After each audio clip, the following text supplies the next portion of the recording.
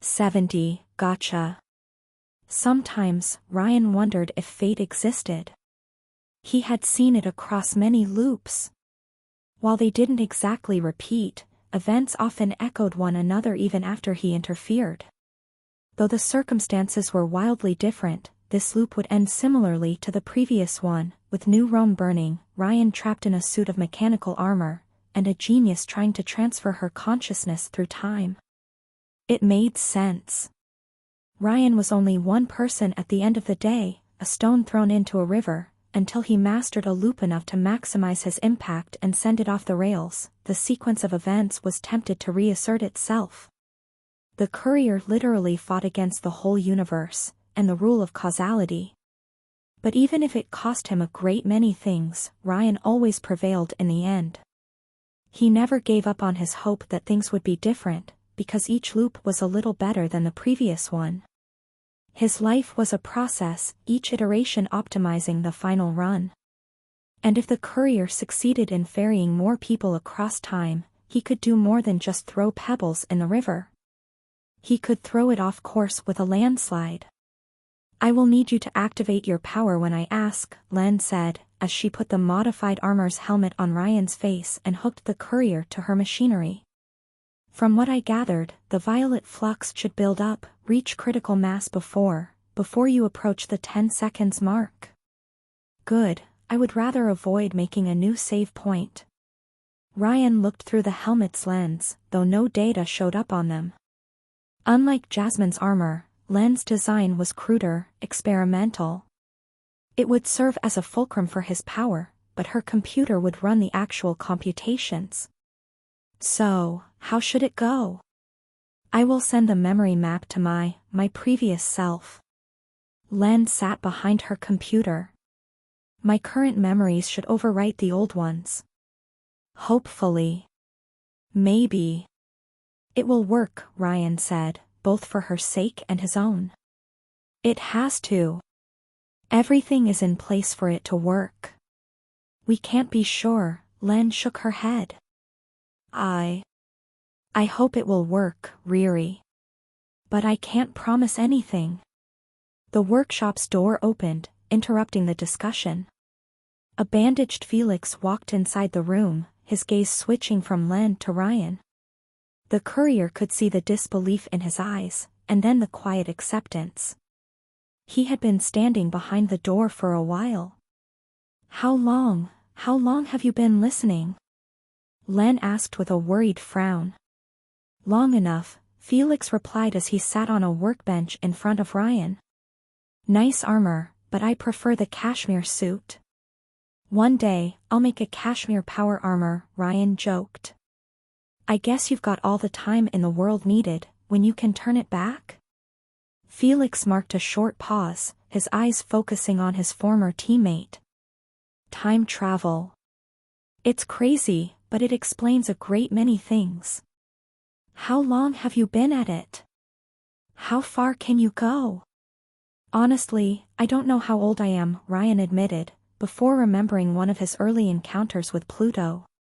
"Between 500 and 1,000, give it or take it. As for how far I can turn the clock, right before my arrival in New Rome." "You've been at this for almost a millennia." Felix shook his head in disbelief. "That's crazy." Did Livia tell you?" Len asked with a frown. "No, but I was starting to wonder.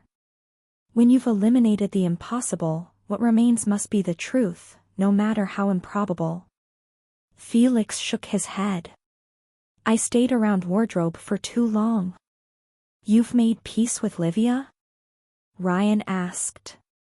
It was one of the hopes he set for himself during his loop, and it would probably carry over to his perfect run. "I wouldn't go so far, but I think she understands why I left now. It took a war, but her faith in her father is finally shaken." "Still too little, too late." Felix clenched his fists. "You can save my sister?" "Yes," Ryan said. "I will." "Thanks." The hero let out a sigh of relief, but his face remained full of concern. Can't you bring me in for the ride too? You'll need help. No, sorry, Ryan said. The machine could only host one brain map. Believe me, I would if I could. Len cleared her throat. We're not even sure I can make it at all. Felix took it well, all things considered. Or more likely, all that he went through lately had numbed his emotional reaction. I see. And once you go back, we all die. You will forget, Ryan reassured him. Like amnesia. Amnesia. I suppose that's one way to see it. Adam Kitten's eyes squinted at Ryan. Did you fuck me before? No, Ryan replied, much to his kitten's disbelief. Of all things, that was the bit he worried about? I have a whole fuck, marry, kill list to fulfill before my perfect run. Marry Jamie, marry Yuki, fuck the vamp, kill psy. Len rolled her eyes, while Adam Cat crossed his arms. I don't know why I'm not even surprised, he said, before falling silent. Clearly, he had a lot to process. Kitten? I didn't understand how much she loved me, Felix said, looking at the floor. Fortuna. I thought she would choose our parents over me, but I was wrong. I was wrong about her, and about Livia too. There's still hope for them. I never appreciated my sister, Ryan. I see that now. My own parents signed off my death warrant, but Fortuna, she chose me over them. When her back was against the wall, she did the right thing. Neither Ryan nor Len said anything. Both understood that the hero spoke with his heart, and needed to get a truth off his chest.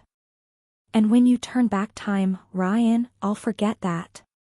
I'll be angry and bitter at her, all over again. Her death will mean nothing. No, because I will remember, Ryan reassured Felix. His opinion of Lucky Girl hadn't been the best, but after seeing her sacrifice, it had greatly improved. She would make it through his perfect run, one way or another. Can I ask a favor, Quickie? Make sure Adam Cat gathered his breath. Make sure I understand that by the time you're done, and without her dying. I don't think I will ever make up with Fortuna, if you don't interfere. Don't worry, I'll find a way. Most likely, he would kidnap them both and bring them to family therapy. Even if he had to turn one of them into a pickle. Thanks. A genuine smile spread on Felix's face. I had fun working with you, Ryan. You're a good friend. Damn it, Shorty, you should start the process before I die of diabetes. Ryan looked away from Felix, as his genius friend typed on her keyboard. We never got around to doing a training montage with the panda. Yeah. I'll carry that regret to my grave, Felix mused. Would have been fun. A terrible alarm echoed through the underwater base, interrupting the happy moment. Ryan turned his head at Len, his heavy helmet slowly moving with his skull. A picture of the abyss outside appeared on her computer's screen, alongside the shape of an enormous submarine. Projectors from Len's base cast light on its hull, and the logo painted on its steel shell. Dynamis. The computer bleeped, as someone tried to establish contact. Len cautiously answered with a frown, a new video feed forming on the screen. A ghoulish, shining skull looked at the genomes in the workshop. So you lived, Adam Cat. There was no relief in Alphonse Manada's voice, only a hint of curiosity. I was wondering where you had run off to. Fallout? Felix said as he climbed down from the workbench and approached Len's computer. What is the meaning of this? Aren't you in New Rome? I was, but we are moving our HQ and laboratories out of the city. Augustus destroyed our previous installations. The Dynamis CEO glanced at Len. And we will pick up Miss Sabino along the way. Len bristled in dread, much to Ryan's frustration. ET2, Nagasaki, he taunted the nuclear cyborg. Is that you inside that armor, quick save? Fallout replied with a scoff. Good, you're coming too. I will give you 10 minutes to get out of this underwater hole and join us on board our submarine. We are on a tight schedule, and Vulcan might give pursuit soon. No, Len protested, shaking her head. We politely deny your request, Ryan said. Don't force us to raise a new Berlin Wall. I don't think you understand. Alphonse focused on Len, his shining gaze without emotion. We need her, dead or alive. If you don't surrender now, we'll flood this entire complex and harvest the corpse's genetic material. Shorty's face lost all color. There are children inside. We helped you against the meta, Ryan pointed out, deciding to add this man to his kill list. You have an odd view of long-term partnerships. I knew of your dealings with Livia Augusti, quick save. You betrayed us first. Alphonse grunted, ignoring Len's comment. It doesn't matter. If you want to spare lives, you'll join us. Felix didn't hide his fury and disappointment. I thought you were one of the good ones. I am. Augustus will never be the face of Europe, so long as I live. All I do is to make sure he and his twisted kind don't win. How are you any different? Felix snarled angrily. You heard Hargraves. Augustus murdered an entire peaceful community to get his hands on my sister Narcinia. And now, you threaten the lives of children to put a genius under your yoke.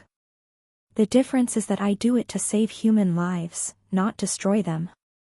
Can you even fathom how many people Augustus slew? How many more he will kill, now that he has let go of whatever brakes he had? Alphonse turned to look at Len. The faster we end this war, the less people will die. If she comes with us, we will be one step closer to victory. Why me? Len asked, her voice breaking. What? What did I do to you? Is this about the factory? What point is there in telling you now? Alphonse replied gruffly, but did shed some light on his motives. You are the key to refining our elixir processing, Sabino. To mass-produce these potions, so they're no longer a tool of oppression by the few. You want to make everyone a genome, Ryan realized. Yes. Augustus and warlords like him are able to exert so much influence because they concentrate genomes into their organizations. But if everyone is powerful, then no one is. Don't you get it? The only way to break these superpower dictatorships is to democratize elixirs. And Sabino is the key to fulfilling this dream. He was a red in more than one way. A shame, if he didn't want to carve her open, Fallout and Shorty would have probably gotten along perfectly. Because you keep bloodstream in your labs? Ryan asked, Len bristling at his bluntness. Fallout ignored them, denying them even information for the next loop. I tire of this nonsense. What will it be? Dead, or alive? Len looked at Ryan, and her answer came swiftly. Better dead than corpo, the genius said, as she abruptly cut off the communication. Alphonse immediately answered this act of defiance with a bombardment, the entire undersea complex shaking as projectiles hit the habitat. Now, Riri. Len ordered, as she booted her program. Ryan immediately froze time, violet flux particles floating out of his suit. As they grew in number, the courier took a moment to observe the scene around him one last time. Water breaking through the ceiling thanks to Dynami's torpedoes, Len, looking at her screen with dread and hope, and Felix, who waited for the end with quiet dignity. It wasn't the ending Ryan had hoped for, and he swore it would not happen again. Violet particles swallowed the world around him, and this loop came to an end. It was May 8, 2020 in New Rome. Not for the first time, and not for the last. At least he could feel his legs again. Instead of driving straight into the city, Ryan parked his car nearby and waited. Music came out of the chronoradio, instead of a message from an erased timeline. Much like Eugene Henry, whatever force had influenced the device during the previous loop had stopped doing so. It was all up to Ryan now. The courier didn't say a word, didn't move an inch. Dread overtook his body, as he desperately waited for a sign from Len. Any sign that she had made it through. Any sign that Jasmine's loss and all the sacrifices afterward had meant something. Ryan had never believed in any god, but right now, he was sorely tempted to pray. The chronoradio's music stopped abruptly, and her voice came out. Riri. Ryan's heart skipped a beat, as a wave of intense relief overtook him. Shorty, he asked, his fingers fidgeting around the driving wheel. Do you remember? A short silence followed, and then came the moment of truth. The two words Ryan had hoped to hear one day, since he first gained his power. I do. It worked. It worked. It worked. After so many trials, so many false starts, so much loneliness and pain, Ryan's patience had finally paid off. He had spent countless loops researching his power and accumulating the necessary knowledge, and many more gathering the tools needed to pull it off. This quest had needed contributions from Len, from Jasmine, and so many others, but it had finally reached its final stage. This time was different. Things had changed, and they would never be the same. There wasn't a word in any human language to describe Ryan's joy. A centuries-old curse had finally been broken, and he would no longer be alone before eternity. Riri, Len said with a cough, and he could sense something wrong in her tone. You must go to the orphanage. Now. Right now? Ryan blinked, his relief overwhelmed by concern. But Ghoul will kill. You must come quickly, Len interrupted him, her cough getting worse. There's little time. The procedure, there's a problem, and I'm not feeling right. Forget Ghoul, I need your help right now. Or it will all be for nothing. Shorty, what do you mean? Silence. She had cut the communication. Shorty. Ryan smashed the accelerator, and immediately drove to Rust Town. Though the idea of letting Ghoul get away with murder annoyed the courier, even if it wouldn't be permanent, he shut off his conscience. Len needed him. Asked for help. And she remembered. It worked, Ryan muttered to himself, as he drove north. He couldn't believe it. It worked. Len's idea had worked. Maybe it had come with a health cost or side effects, but it had worked. He was so overjoyed, so hopeful, that he threw money at the private security so they would let him pass through the Rust Town border. It didn't matter if the consciousness transfer had side effects, the fact it worked at all meant it could be perfected. The future was bright and hopeful. Ryan's phone rang as he came within sight of the orphanage. His cell phone didn't recognize the number, but the courier did. Livia. She had kept her word, but Ryan didn't answer yet. Len was waiting for him in front of the orphanage's doors, all alone. She wore her jumpsuit and carried her water rifle, her eyes sullen and her face pale. More worryingly, blood dripped from her nose.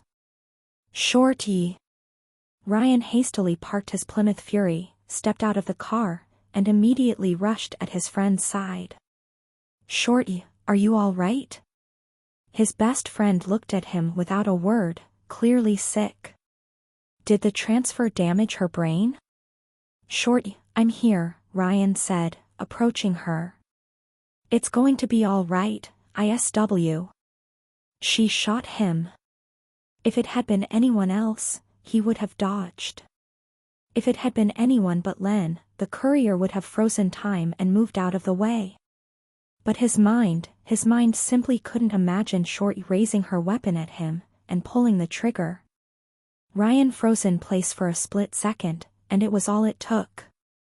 Before he knew what happened, a sphere of water formed around the courier and immediately absorbed him. An intense pressure restrained his body, and liquid broke into his mask. Why? Ryan held his breath, utterly shocked, as his friend observed him from the other side of the watery prison. And as he looked into her cold, soulless eyes, he realized something had gone terribly wrong. Len came back through time all right. But someone else hitched a ride. 71, a friend in need. It wasn't the first time Ryan had woken up naked and strapped to a chair. At least his captors wisely let him keep his boxers. If naked, he would have gone on a rampage. The courier coughed out leftover water, and it took him a while to see clearly.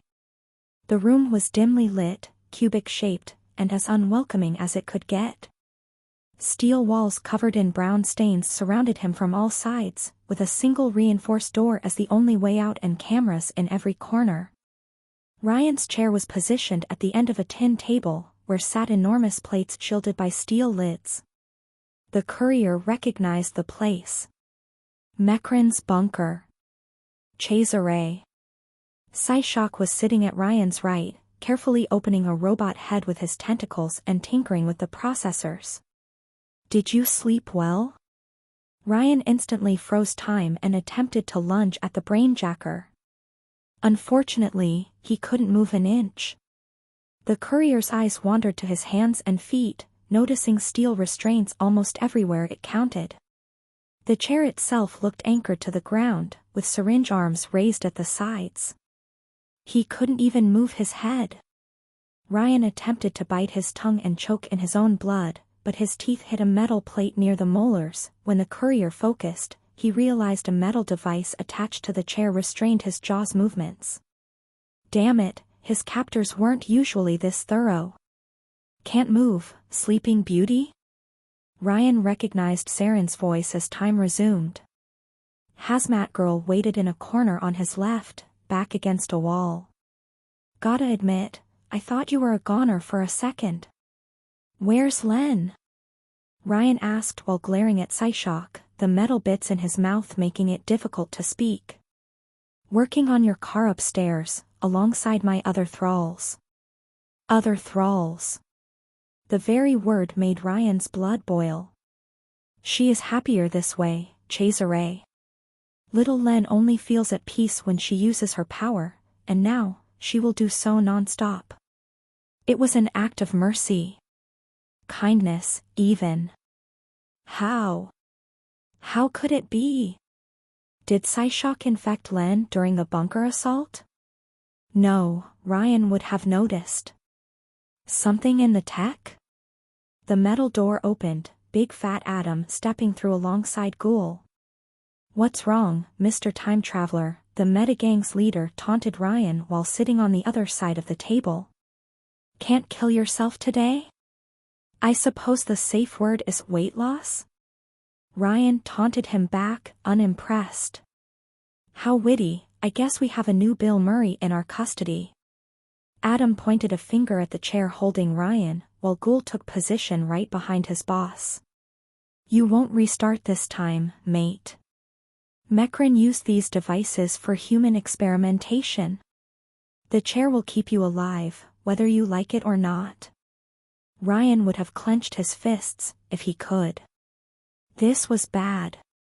This was really, really bad. He was restrained, and at the metagang's non-existent mercy. If Psyshock used his power on the time traveler. How? Ryan asked, as Hannafat Lecter put a napkin around his neck and prepared for his meal. The psychopath opened his mouth and brought out cutlery, alongside salt and pepper shakers. How did you do it? I told you before, little Cesare, Psyshock said, interrupting his work on the robot head. Dynami's technology is compatible with my power. I had Psyshock booby-trapped the tech the second Monada gave it to us, Adam said, smirking to himself. Anyone who gets their mind overwritten by it? they become Psyshock's newest host. It was a backup plan, in case Dynamis pulled a fast one on us. Ryan's eyes widened as he read between the lines. It only happens during the overwriting? Not the memory map creation process? Well, no. Adam chuckled. The sabotage would have been too obvious otherwise. Thus Livia still had an uncorrupted copy of Len's mind, stored in the blue world. Ryan just had to kill himself, abort this loop, and then he could figure something out. Psyshock wouldn't follow him back in time without Len's machine, and the courier could find another way to transfer his friend's memories back. Ghoul's presence meant he had killed everyone at Renesco's bar anyway, so this run was already ruined beyond repairs. Adam guessed his intentions. "I'm sorry, mate, you won't get a happy ending." "Your real target was Hector Monada," Ryan said, stalling for time as he furiously tried to figure a way out. "You wanted to take over Dynamis if he ended up using that technology." "What can I say, mate? People think I look like a fool, but you don't reach my age by being one. Taking over your girlfriend as she went back in time was a fluke, but my insurance policy paid off." Adam lifted the lid off one of his plates, revealing some fried chicken alongside apples, and meat that wasn't chicken meat. "You want some?" Hannafat Lecter offered the terrible dish to Ryan. "It's Lebanese." "No, I'm a vegan," Ryan lied. "My compliments to the chef." Adam chuckled, raising a finger at Ryan with a jovial smile. "You're funny. I admire your wit and self-control. It's like you went through something similar already." Ryan said nothing, causing Adam to raise an eyebrow. "You did? You know what's tragic about you, fat ass?" Ryan taunted him. "You aren't original. I killed dozens of you. It wouldn't even be the first time I got cooked alive." "Wow," Saren said. "That's messed up." While Adam kept his jovial smile, it no longer reached the eyes. The courier took some joy in wounding his ego. "Well, guess I'll be the one to do you in," said the psycho, as he started eating. "Keep the best for last. Frankly, the only reason Psyshock didn't scramble your brain already is that I'm not sure if it's a good idea. I feel like we're playing with fire here." "You are," Ryan said, his voice dripping venom. Adam chuckled while he continued his meal, and Psyshock took over. "She still loves you. Cesare." Ryan froze, his body trembling with anger. "I dived deep into little Len's mind," Psyshock said, twisting the knife. "I know her greatest secrets. I even know what she thought when you deflowered her. You didn't leave a good impression, I'm afraid.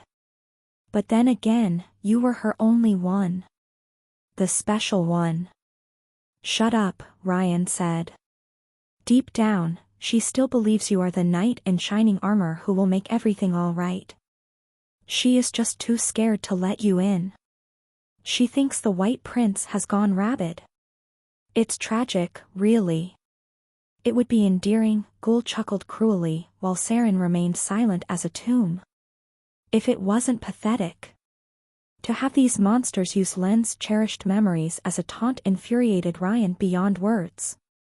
But now his fury had cooled down into a cold, quiet feeling of hate.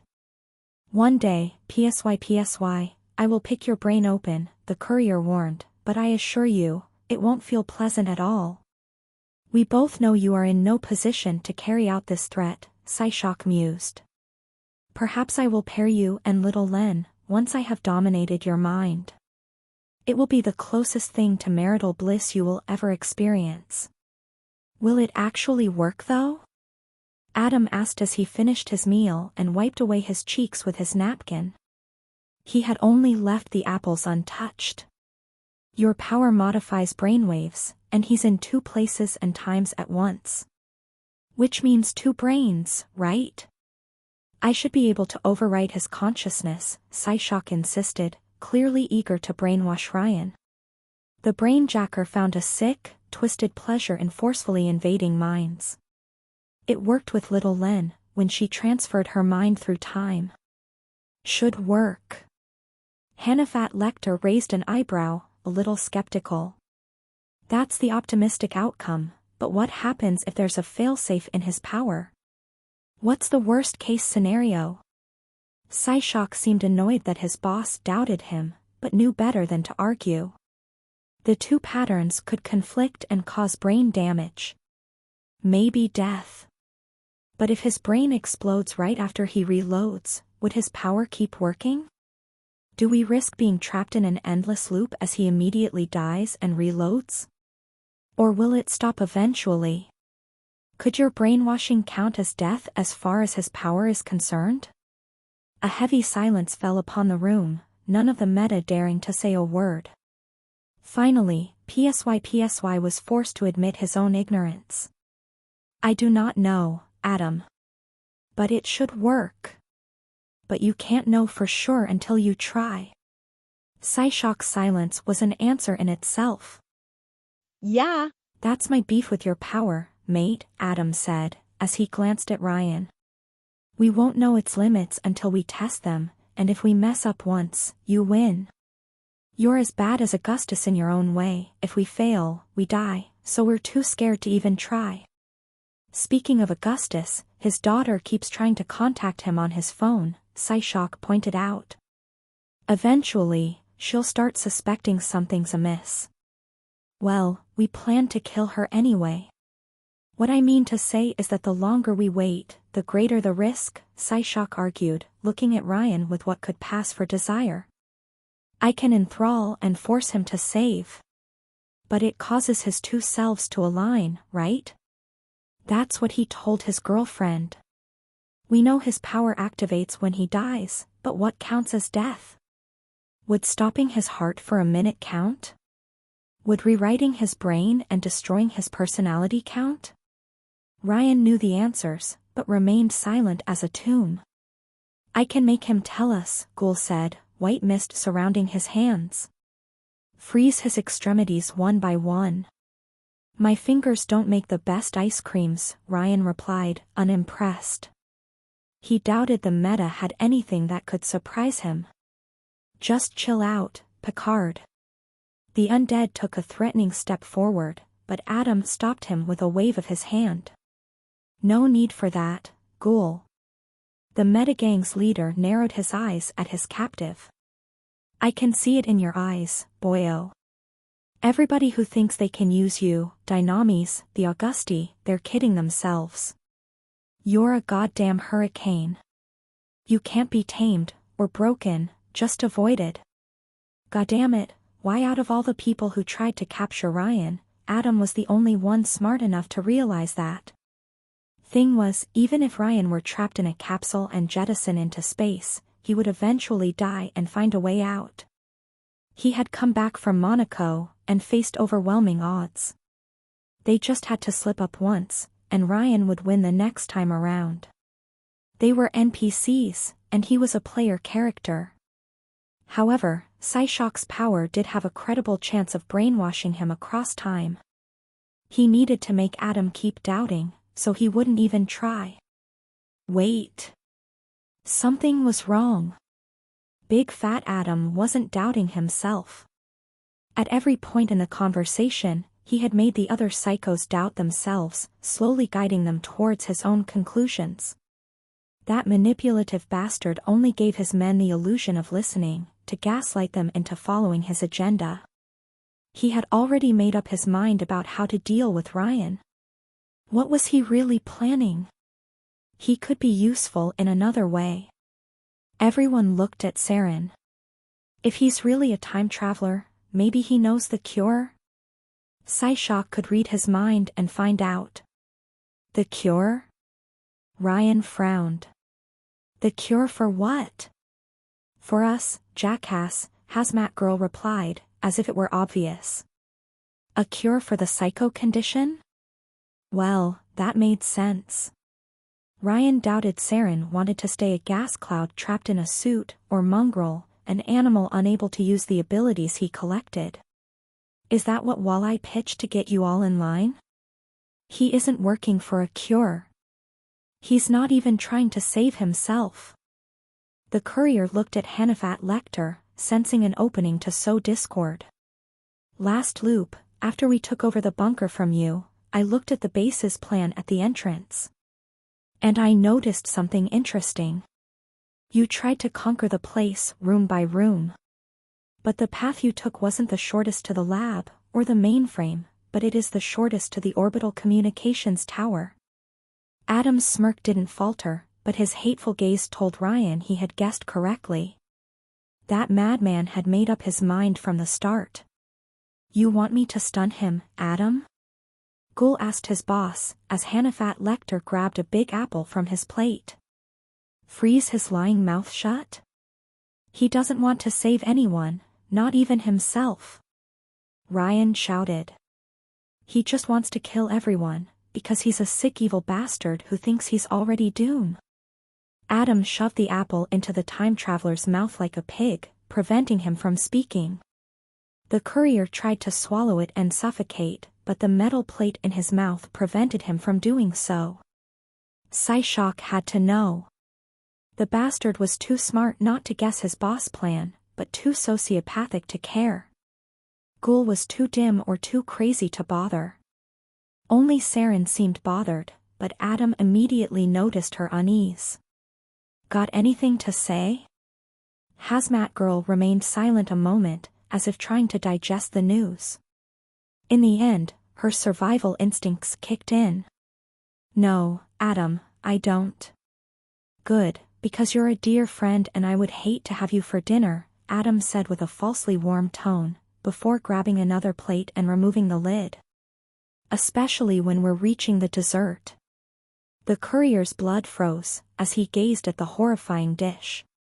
Sarah was bound and gagged like a pig on the plate, surrounded by salad and tomatoes. Tears of terror rained down the little girl's cheeks, her eyes pleading Ryan, anyone, to save her. Adam snickered, as he started salting Sarah with the shakers. None of the other psychos flinched at the horrendous spectacle. You think you can turn this around, mate, the sadistic monster said, but from what I gather, the only way we can lose the game is if you play. If you're taken off the board, nobody will suspect a thing until it's too late. Ryan didn't listen, his eyes set on Sarah as he furiously tried to figure out a way to save her. Even after all these loops, there were still things that terrified him. Things that he didn't want to see. Let's suppose your power won't work, Psyshock. Adam looked at his second-in-command, once he had finished salting the little girl. What else could deal with him permanently? Psyshock couldn't tell. He only had Len's memories to work with, and while Ryan told her much, he didn't share everything either. Cancel, maybe? From what he told little Len, his power is top tier. Even Livia Augusti cannot affect him. Shame. Guess we'll use the tried and true method then. Adam opened his mouth wide like a pelican, and shoved his hand down his throat. A second later, it came out with a bottle marked with Mecran's symbol. The black elixir. No. You see that light in his eyes, people? Adam said, dangling the container at a horrified Ryan. That's fear. First time he has been really afraid yet. No, no, no. Ryan tried to escape the restraints, froze time, tried to pull off a Houdini, suffocate, anything. But the chair kept him frozen, and he had no tool to call upon. You're sure, Adam? Psyshock asked, quite uneasy with this development. Something has been bothering me, Adam said with a cruel smirk. He has been exploring all his options for centuries. Yet, he never tried to get a second elixir, even with his unlimited tries. Which means that it's the one thing he knows will wreck his save point beyond repair. If we can't remove his power, we're going to poison it. That bastard. He didn't want to neutralize Ryan's power, he wanted to corrupt it. He thought turning the time traveler into a psycho would be just as devastating as firing the behemoth, and he was probably right. Worse, the elixir bottle started to shake, much to the psycho's surprise. The thing inside the container wriggled at the courier's proximity, and Ryan felt a chill down his spine. An unnatural cold he had never experienced before. The black elixir remembered. Oh. Looks like that ooze really wants to bond with you too. Ryan's panicked expression only made Adam laugh louder. Well, boyo, time to take your medicine. Don't worry, we've got enough of a supply to keep you hooked, Ghoul added, delighting at the scene. Saren kept her arms crossed, seemingly lost in her thoughts. We'll be like family. That moment was Ryan's worst fear coming to pass. The cruelest, most terrible ending possible. Worse, Adam relished it. The bastard's only pleasure in his own life was to destroy other lives. It wasn't enough to kill the time traveler, he wanted him ruined beyond recovery. He would become the new bloodstream. An unending nightmare. The room shook as Adam rose from his seat. First a tremor, then a second. Ryan thought it might have been the land causing a quake, perhaps in response to an outside attack, but it sounded more like explosions from inside the bunker. What's happening? Big Fat Adam asked, as Psyshock rose up in alarm. Another tremor shook, the source closer to the room this time. The robots again? Ghoul moved in front of the metal door, approaching his head and seemingly addressing the guards on the other side. Hey, what's up? Ghoul barked at the door, and for a brief moment, neither Psyshock nor Adam kept an eye on Ryan, or even the terrified Sarah. Instead, they focused entirely on the metal door, with Hannafat Lecter covering his skin with a layer of carbon alloy. Ryan noticed Saren subtly move closer to him. The time traveler thought she would execute him, but instead, Hazmat Girl moved her head next to his ears. Do you have a cure? She whispered, too low for the others to notice. Can you find a cure? Ryan looked at her, utterly astonished by this turn of events. Was she the cause of the explosions? No, she looked as confused as the other psychos in the room. She was just seizing an opportunity to jump ship, perhaps because his words had shaken her faith in Adam. She must have realized he wouldn't deliver. Could Ryan find a cure for psychos?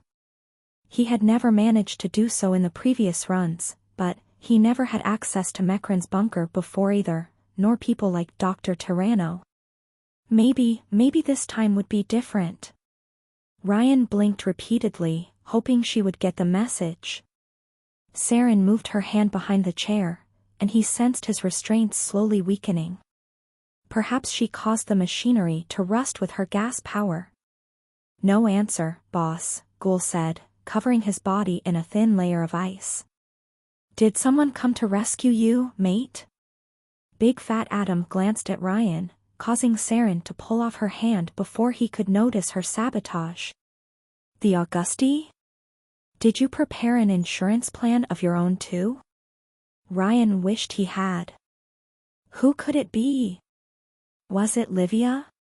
Did she gather forces and assault the bunker? Was it Jasmine? The carnival? What kind of unstoppable force could have fought its way through a base full of genomes? Ghoul, open the door, Psyshock ordered the ice manipulator, tentacles raised for battle. If it's not one of ours, kill it. Mr. Frozen Food obeyed the order, the door opening to reveal a metal corridor. Someone had painted the walls with blood, and two armed thralls of Psyshock dangled from the ceiling, hanged by ropes made of their own intestines. Ryan's savior waited right between them, its whitened fur as pristine as snow. For by praying for salvation from the meta's depredations within reach of a preteen child, the time traveler had only called upon a greater evil. And as the courier looked into the beast's blue sun of an eye, this dark abyss of infinite darkness, he couldn't help but wonder. Why? And the abyss answered, its long ears raised. I will always be your friend. 72, Plushyland. For a second, none of the psychos dared to move. Instead, they looked at the surreal scene before them. That of an adorable rabbit plushie standing right outside the room, surrounded by blood and corpses. Ryan never told Len much about this unholy abomination, and so, these fools didn't expect to awaken it. The seal had been broken, and hell set loose. The plushie noticed the black elixir in Big Fat Adam's hands, and looked at it with curiosity. Don't do it. The plushie playfully glanced at Ryan. Don't do it. And then, the worst came to pass. The plushie noticed little Sarah, bound on the table. Its ears raised up in interest, and it uttered cursed words, "Child detected." Finally realizing the danger, Psyshock launched his wire tentacles at the plushie, while Ghoul unleashed an ice shard volley. The possessed toy leapt into the air with unnatural agility, its eyes turning red. A laser blast hit PSY and vaporized his brain, the rabbit bouncing off walls to dodge attacks. Realizing the danger of Ryan dying in the crossfire, Hanafat Lecter turned towards his captive with the black elixir bottle raised. No escape, he snarled angrily, intent on corrupting the time traveler. In a sudden but inevitable betrayal, Saren unleashed a blast of compressed air at her boss. The attack threw Adam against a wall, shattered the bottle, and splattered him with black ooze. The vicious cannibal let out a scream of agony, as the black elixir ate through his reinforced skin and consumed him whole. Call it karma. Saren, you traitor. Ghoul raised his hands to freeze everyone in the room, too dim to realize it would kill Ryan and make him restart. Before Mr. Dambones could do anything though, the plushie bounced against his chest like a cannonball. The cryokinetic tripped on Adam's leg and fell onto his boss lap, the black ooze immediately latching onto him as well. Soon, the scene looked like two birds desperately trying to escape an oil spill, and failing. Let's hug. The plushie abandoned everything to leap on the table and lovingly hug Sarah. The little girl's gagging muffled her screams of fear and confusion. We'll be together, forever and ever. What the fuck? Saren looked at the scene in shock, before getting her priorities straight. Using weak but focused vibrations, she disabled Ryan's bindings one by one. Ryan gasped for air after spitting out the apple in his mouth. That was close. It's not over yet, Saren warned, as the black elixir finished consuming its two victims. Somehow though, it didn't collapse into nothingness like in the previous loop. Ryan quickly understood why. Ghoul couldn't die, but the black elixir devoured its hosts. A paradox. And somehow, the situation allowed the black elixir to stabilize in the shape of a colossal, monstrous blob of dark. Go. An oily shoggoth. Its victim's eyes and mouth floated on the surface, the lips moving to form words. You, it said, the alien voice belonging to neither of its hosts. You open the gate, send me back to the black. Saren raised her hands to blast the creature, but Ryan stopped her by standing up between the ooze and her. He had an idea. Look for the stars in the night sky. How about this? Ryan told the shoggoth. You help me, and I help you. If the creature was sentient and needed help, then perhaps it understood the concept of reciprocity. The Go fluctuated and wriggled, but much to Hazmat Girl's surprise, didn't make a move to attack. It didn't even try to assimilate Ryan, perhaps because it needed him alive and functional. Help, how? The ooze asked with a confused voice. Ryan glanced at the corridor outside the room, glimpsing some movement on the other end. Psyshock must have summoned his thralls. Helping me live through this would be a start? Wait, you aren't offing yourself? Saren asked, a bit surprised. Not yet, Ryan replied. This run was doomed from the start, but it also provided a unique opportunity. I'm all for assisted suicide, but only in moderation. All right, the Shoggoth slithered out of the room, Psyshock's thralls immediately opening fire at the alien abomination. Bullets hit the creature without damaging it, and it quickly devoured them like it did with the psychos. Man, you tamed a giant slime, Saren said, astonished. A Shoggoth, Ryan replied, before glancing at the other abomination in the room. Pop. Correction, the 2 rabbit abominations in the room. While the original kept hugging Sarah by the neck, the clone pulled out a switchblade and cut her bindings. The poor girl immediately removed her gagging and took a deep breath, like Ryan before her. Are you all right, Sarah? The courier asked her, the little girl backing away in fear and falling off the table. Who are you? She asked in a panic. Where are we? How do you know my name? Before Ryan could answer, the second plushie removed its switchblade to grab Sarah's hand instead. Let's play together, it said, all but begging its new bonded child, who had no idea how to react. Later, Ryan told the critter, before trying to reassure Sarah. I'm your mom's friend. Ma? She was all strange, and these guys, they took everyone. Yeah. Adam wanted to throw them at the base's defenses, Saren said, before observing the plushies more closely. Do they multiply or something? Come here, Fluffy. The 2 rabbits looked at Saren with crimson eyes. Hey, stop. Ryan pleaded by protecting Hazmat Girl with his body, neither of the critters dropping their murderous attitude. She's 13 too, in her head. Let's save the other preteens first, then we resort to violence. The 2 plushies calmed down, speaking in unison, let's go to Disneyland. We're not going to Disneyland, Ryan said, cracking his knuckle bones. We're already there. I don't understand what's going on anymore, Saren admitted. Story of my life. The courier looked at the corridor beyond the room, which the Shoggoth had cleaned up of life. All the thralls, and even the plushie's previous victims, had been consumed by the ooze. Thanks for the assist, by the way. I almost regret beating you up in previous loops. I didn't help you pro bono, jackass, she replied gruffly. Do you have a cure? Can you make me human again? I don't have a cure on myself, Ryan admitted. But I think I have the resources to make one. So like Adam.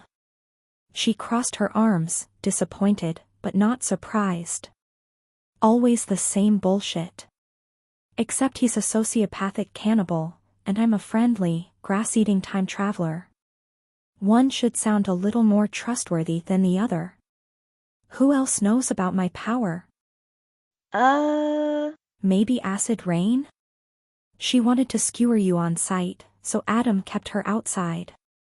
While I had kept the secret close to his chest to avoid a leak or mutiny, which served Ryan fine. If he could get rid of Psyshock, nobody else in the metagang would know the truth. So what's the plan? Quick save? Saren asked, as the 2 plushies both took Sarah by one hand and tried to lead her towards the slaughter.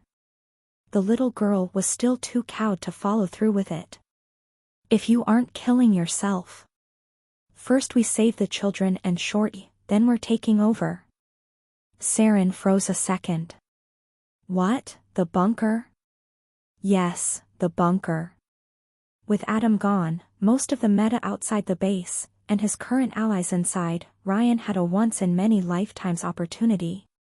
Since the plushie had already entered its duplication phase, the run was ruined beyond repairs, but the courier would have the opportunity to study Mekran's tech up close. I will need a gun, and drugs. Something that can alter the brain quickly. Like every drug ever? Saren deadpanned, but went along anyway. I think Psyshock keeps a batch of bliss in the infirmary. Mongrel can't sleep without that stuff. The other Hellions should be there too. Well, let's go take some my medicine then. If Psyshock was mostly made of brain tissues, then drugs should paralyze him like Enrique's toxin. Sarah, you stay with the plushies until Uncle Ryan comes back with your mom. You don't leave them, but you don't listen to what they say either. They're a bad influence. Let's play outside, the plushies replied, eager to sow chaos. Sarah anxiously bit her lower lip, exactly like Len. Adorable. You're leaving me alone? Oh, you're safe, trust me. It's everyone else who isn't. Ryan walked outside the room and into the corridor, Saren following him like his shadow. We'll clear the way. After a short walk, the duo entered an underground chamber with 7 vats full of colored liquid, each representing a different elixir. Mutated animals floated in 3 of them, linked to strange machinery, and Ryan counted 2 blast doors on each side. The courier recognized the room as the one where he died fighting Hannafat Lecter in a previous run, though one of the blast doors was closed back then. The metagang must have unlocked the next area while he slept, but it did them no good. Ryan could hear screams and gunfire coming from the next room, as thralls tasked with exploring the bunker faced the Shoggoth. Android parts covered the ground, alongside the occasional tools. Since most were bloodied, Ryan assumed they were what remained of the plushie's victims after it made its way to the cell. The thralls must have been disassembling robots before being interrupted. Infirmary is the other way, Saren said, as Ryan searched through the tools on the ground for a weapon to use. Eventually, he settled on a bloodied hammer, elegant in its simplicity. You're not mad about Ghoul? Ryan asked her, as they left the central hub for the next corridor. I thought the 2 of you were an item or something. What? No, I hate that mofo, it's just Adam always pairs us up because we've got good power synergy. Hazmat Girl suddenly considered the implications of his question. How many times did we fight before? If I looked up jobber in the dictionary, your picture would come to mind. She flipped him the bird in response. A witty sidekick, she wasn't. I knew this job would suck, but I still signed on. Miss Chernobyl shook her head in annoyance. What you said, about Adam. He blew up New Rome with Mekran's orbital laser. You were fighting with him until the end. Which was why he remained wary of her presence. He still remembered her playing a song alongside Adam's cronies, after they burned the city. His words did seem to spook her though. Guess I lost all hope of a cure then, but sheesh, burn the hole. She froze in place, as the towering figure of Frank the Mad walked in on them from the other side of the corridor. The Colossus kept his body down to move inside the narrow space, the tentacled shadow of PSY slithering behind him. Ryan hastily hid his hammer behind his back, immediately thinking of a plan. Frank, capture him, Psyshock ordered, pointing a tentacle at Ryan. He didn't even pay attention to Saren. I want him alive. Yes, Mr. Vice President. The schizophrenic giant took a step forward, but Ryan quickly thought on his feet. Agent Frank, he said, pointing a finger at Psyshock with his free hand while keeping the hammer hidden with the other. Arrest this Viet Song traitor. He murdered President Adam. His words caused the giant to flinch in confusion, while Psyshock and Saren were too confused to say a word. Ryan Romano, CIA. Quicksave continued to bluff, now fully role-playing. This man is a commie sympathizer who murdered the POTUS. And he killed Kennedy too. The bullet bent, Agent Frank. He made it bend in midair. You cannot trick me. Frank said, regaining his composure. He might suffer from delusions, but he wasn't entirely stupid either. I know we brought you to Guantanamo for a waterboarding session, and you're going back in there. You're the communist spy. He set me up. Ryan kept accusing Psyshock with an experienced actor's talent. He set me up in an attempt to silence me. And when I convinced the president of the truth during the interrogation, he murdered him. He murdered him, Frank. This is nonsense. Psyshock said, though he didn't dare attack Ryan directly. Perhaps reading Len's memories taught him that he shouldn't engage the courier without backup. Frank, he's trying to divide us. Don't listen and power through. Agent Romano is telling the truth, Frank, Saren said, finally understanding Ryan's ploy. She pointed a finger at Psyshock, who hadn't expected her betrayal. I swear it, Psyshock murdered Adam. I saw it. Saren, once we are done, I will disperse you to the winds, Psyshock threatened her, you will never reform. These are serious accusations, Agent Saren, Frank declared. Saren's lies had weakened his resolve. Do you have any proof? I have. Ryan said, freezing time. When it resumed, PSY held a bloody hammer in a tentacle. Look at his tentacles. Ryan said, both Psyshock and Frank noticing the hammer. He carries the crime's weapon in his dirty tentacles. The president's blood is still on it. He was trying to hit you by surprise with it. A hammer, Saren said with a nod. Her acting, while wooden, worked somewhat. A communist weapon. Those fools can't help themselves. Frank, you are immune to metal. Psyshock argued while hastily throwing the weapon away. The delusional giant kept looking back and forth between his superior and Ryan. I couldn't harm you even if I wanted to. He stopped time and set me up. Unfortunately for him, his last words confused Frank even more. As Saren had warned, it appeared the Metagang's leadership did keep their troops in the dark about the courier's power. And Hazmat Girl immediately seized the opportunity. Do you hear him, Frank? She said mockingly. Stopping time? How childish. Now that he has been caught red-handed, he will tell any lie to save himself. The president died in my arms, Agent Frank. Ryan continued to appeal to the madman's delusions, mimicking the act of holding a dying person. With his last breath, he tasked me to find you. He said, find Agent Frank, he who fought Nazis in Alamo, and Viets in the jungle, our greatest hero, only he. Ryan shed crocodile's tears. Only he can save democracy. His tearful words echoed in the corridor, like a desperate plea for help. Frank the Mad looked at the courier and Saren, then at Psyshock, then back at the duo, and finally at his superior. Mr. Vice President, he finally spoke up, I swear, we will clear this misunderstanding up with due process. No, you dimwit. Psyshock shouted, infuriated by the giant's madness. He is speaking nonsense. You're not even America. But Psyshock had forgotten something that Ryan learned long ago in his anger.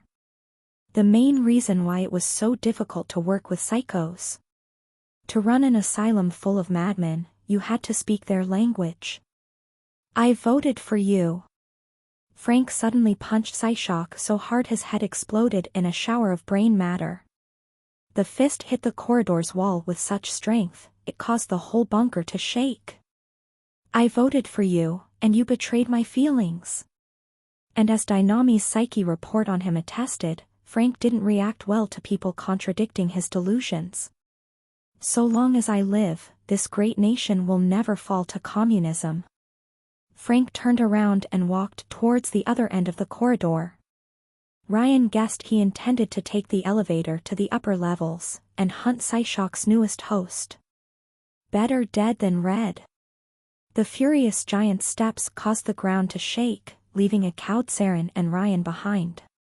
I hope it was worth it, jackass, she told him while glancing at Psyshock's bloody remains, because only Adam can manage Frank when he's pissed. None of us can kill him. My hope exactly. As Dynamis predicted, without Big Fat Adam to keep them unified, the whole metagang would implode with the right push. And now that the path to the infirmary was clear, Ryan knew exactly where to start. After a short walk, the duo reached the whitened room in question, separated from the corridor by a glass window, the exact same place where the courier had discovered Psyshock's terrible immortality. The orphanage's children were kept in cages like rats or strapped to operating tables, right next to crates full of knockoff elixirs. "Hi, kids," the courier waved a hand at them with a bright smile. "We're here to free you, and bring you to your mom's magical place." "You're going to rape us," one of the children, Julia, asked Ryan from inside a cage. "What? No!" Ryan protested in horror. "Of course not, I would never do that." "Why are you even asking?" "You only have boxers on," the little girl replied, unconvinced. "Woman," Ryan asked Saren, as she started scavenging the supplies, "where is my super suit?" "I think Psyshock threw your clothes in the incinerator." Ryan's gaze turned murderous. "Then these fools have chosen death. This'll help." Saren tossed him a Dynamics-made laser gun and a bliss inhaler. "Your weapon and drugs." "Perfect," Ryan replied, immediately checking the gun's energy reserves. "Not good, but passable." "Got any remorse massacring your old comrades, buddy?" "Nope," she replied. "Excellent." Then, as if this day couldn't get crazier, Ryan noticed half a dozen furred shapes leaping into the corridor outside the infirmary. The demonic critters looked through the glass window at the children, mesmerized. Children detected. Entering cute mode. And so began Ryan's first meta run. With chaos and madness. 73, Civil War. Ryan had had many awkward elevator moments in his life, but this one trumped them all. "Is your life always like this?" Hazmat Girl asked Ryan as they climbed multiple floors towards the bunker's recreational area. They shared their lift with 4 plushies out for blood, with Saren wisely looking away from the fluffy abominations. "Do you know where they put my A-bomb?" The handsome courier answered with another question, holding a laser gun in one hand and a bliss inhaler in the other. Saren looked at him in embarrassed silence, and then focused back on the elevator's doors. Come to think of it, this run was a complete inversion of Ryan's suicide run. Instead of fighting his way inside Mekran's bunker, he murdered his way out. The circle was complete. As the elevator doors opened and revealed a well-lit atrium, the group faced a scene of utter devastation. Frank had reached the recreational areas first, and gone on a rampage that eclipsed even Ryan's suicide run. The giant fought a dozen Dynamics thralls firing at him with laser weapons, none capable of harming the enraged psycho. Psyshock stood at the other end of the atrium, desperately trying to figure a way out of this mess, while other members of the meta gang had taken cover wherever they could. "Frank, calm yourself," Mosquito shouted, fearfully hiding behind a broken pool table with Rakshasa. The tiger-like psycho had summoned hordes of gremlins, with the tiny creatures trying to climb on Frank's back. "You're going to bring down the whole place on us." "I knew McCarthy didn't go far enough," Frank shouted, before grabbing a Street Fighter's arcade game and throwing it at the thralls.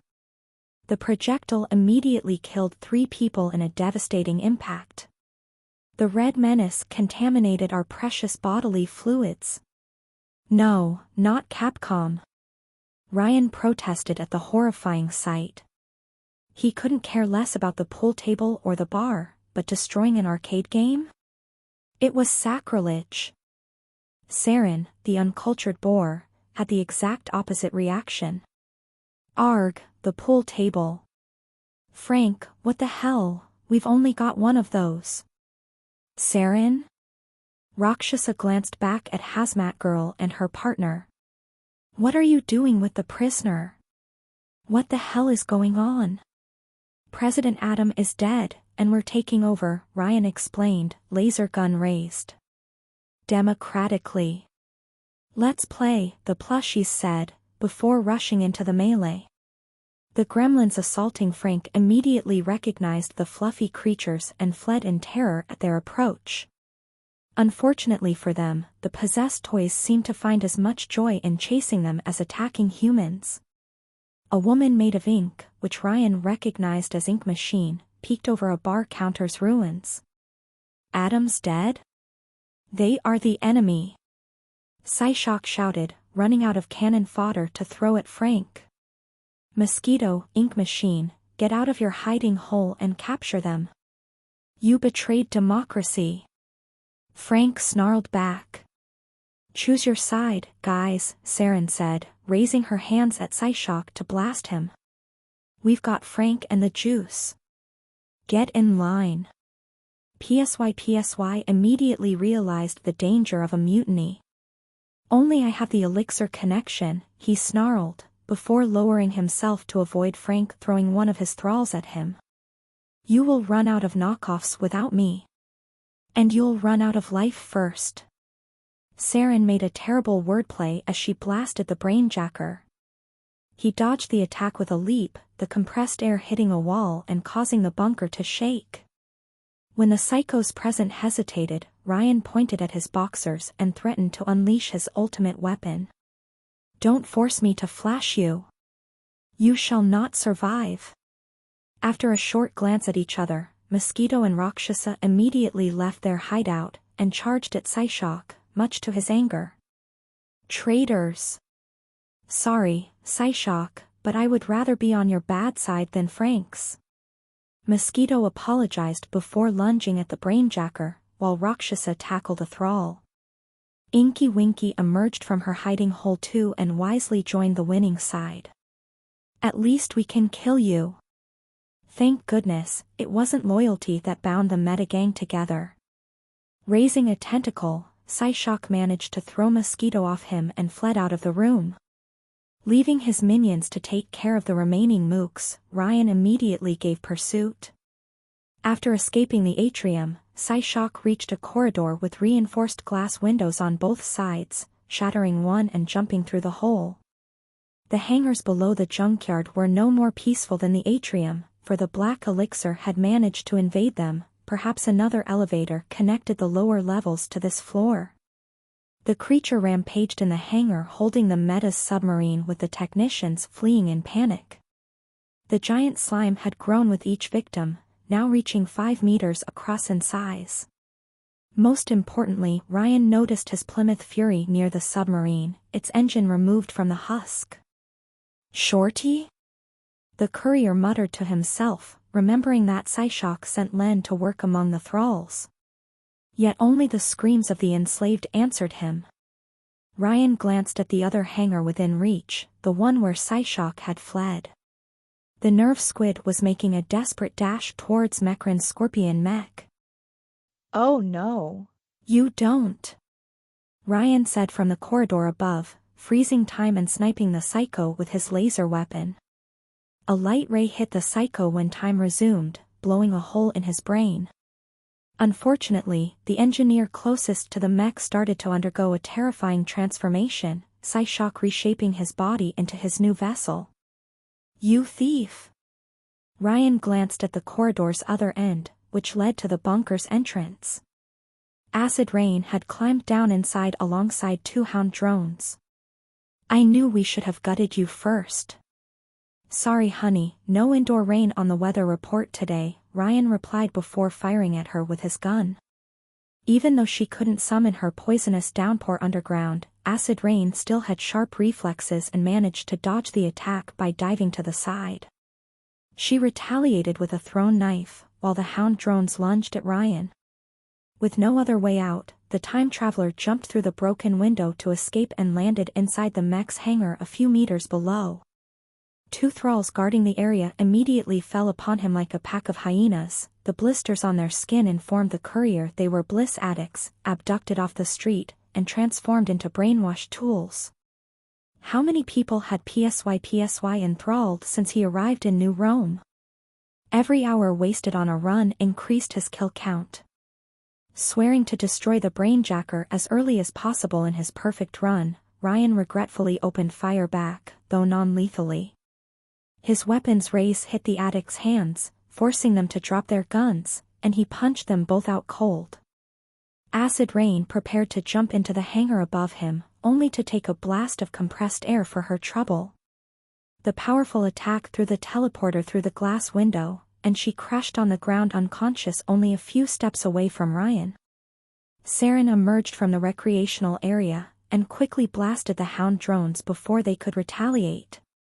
"Get Psyshock, I've got your back," she shouted to the courier. "Sure, blow off steam as much as you want," Ryan said, as he charged after Psyshock's newest host. A thrall with a laser rifle attempted to intercept him, but the courier's backup propelled him backward with a blast. Though Saren couldn't take a hit, she had a lot of firepower at her beck and call. Soon, Ryan reached Mekran's mech right as Psyshock had started climbing its metal hide. He probably intended to use it against Frank, even at the risk of destroying the bunker, but the courier wouldn't let things get that far. However, PSY had one last thrall emerge from below the mech and stand in Ryan's way. The courier instantly froze in place when he recognized her. Len. She must have been working on the mech when the battle started, for she wielded a small drill in her hands. Her beautiful eyes were devoid of emotions. Psyshock had drained her soul and left only a husk behind. "Back off, Cesare," the brainjacker warned, as Len put her drill against her left temple, "or I will have your beloved kill herself right before your eyes." Ryan froze in place at the odious threat. "I can bring her back," he said, raising his laser gun raised at Psyshock. The bastard immediately had Len move in the line of fire. "But you will always remember," PSY taunted him.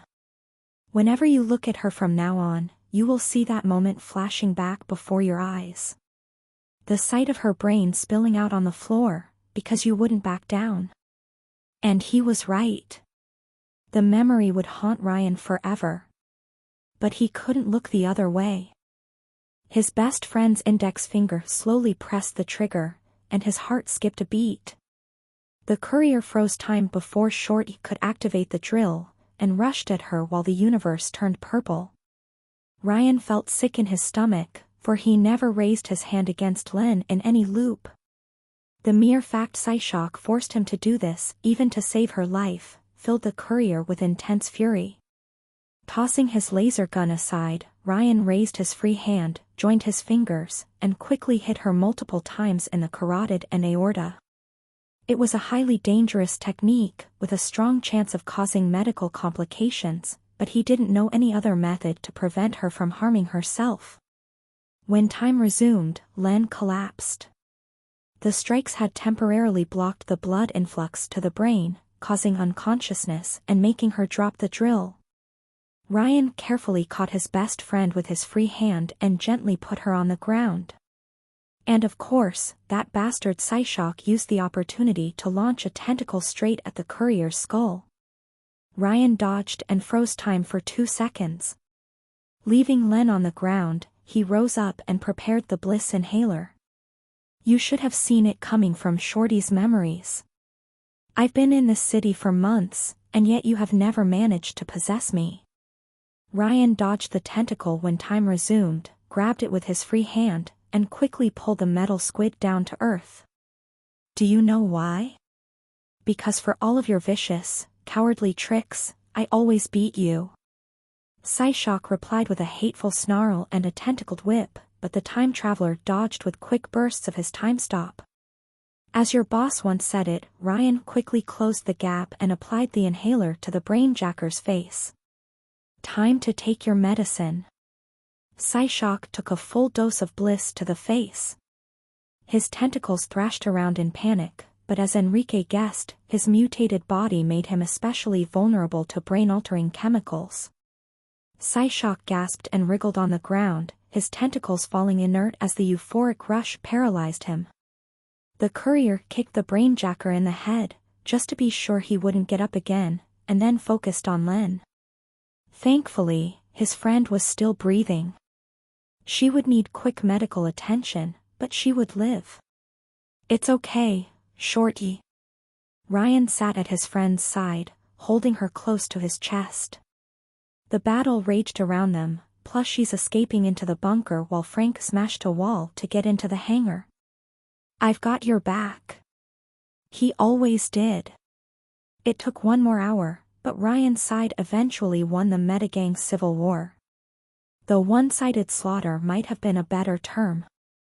Psyshock's thralls had continued fighting even without the squid, but they were no match for the terrible host assembled before them.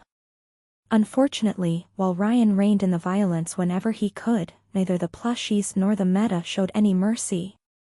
Even if they were brainwashed tools, anyone fighting back was fair game. Only the black elixir had shown some restraint, as it didn't finish off the wounded once they were no longer a threat to it. It said something about plushies and mutants when a giant monstrous slime looked more merciful in comparison. But in the end, once the dust settled down, the bunker belonged to Ryan. I know the transition from the previous administration has been difficult. Standing atop Mekran's mech with his hands behind his back, the courier looked over his audience of psychos, orphan children, plushies, and one slimy abomination. Though Psyshock did get rid of Ryan's suit, he had found a black turtleneck and pants to wear. The summary executions, the waterboarding sessions, but it's all in the past now. For we successfully purged the leftist menace from our ranks. Now, it is time to focus on the true enemy.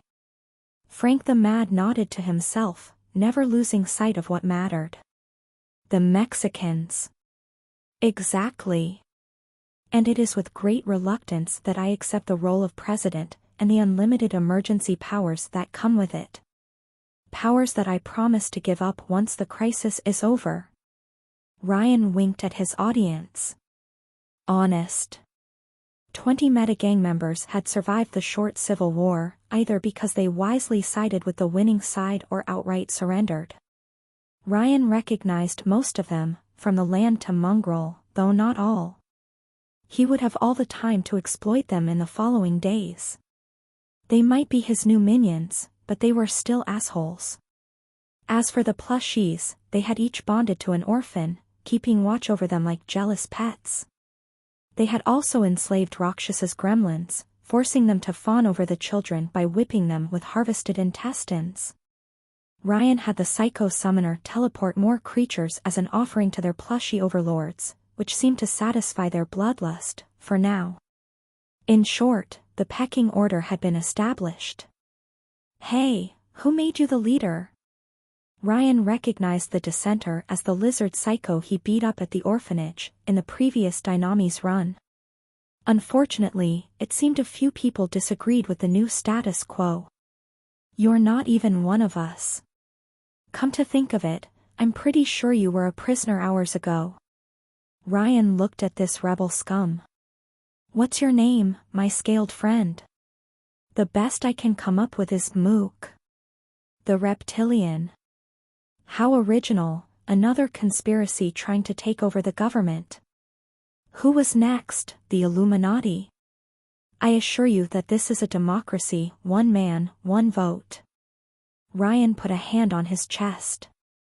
I am the man, and I have the vote. Women can't be president, Frank agreed, Saren flipping him the bird in response.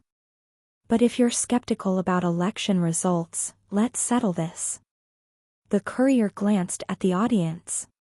If you want me in charge, raise your hand, or paw, or tentacle. You're my friend. All the plushies raised a tiny paw, cautiously imitated by the frightened orphans. Saren, Frank, and the wiser psychos imitated them as well. Eventually, the black elixir formed a tentacle of Go! with 7 eyes at the tip to salute him. See? The courier asked the reptilian once he had secured an overwhelming majority. Why vote for the lesser evil? But I have a shoggoth, Ryan interrupted this dissenter with a foolproof argument. I am now president. The reptilian glanced at the black elixir, finally understood his place, and submitted. Yes. Ryan glared at this fool. Yes, who, handbag? The psycho kept his head down. Yes, Mr. President. That's better. Ryan searched in his pocket and brought out his secret weapon. Of course, the new administration is nothing if not generous. A Dynamese-made, knockoff elixir. The psychos present immediately looked at it with hunger. Even Saren and Frank, whom Ryan was pretty sure couldn't indulge in its consumption with their particular biology. The elixirs within their blood probably caused a psychological craving. Ryan dangled the knockoff at this pack of hungry hyenas, and then tossed it in their midst.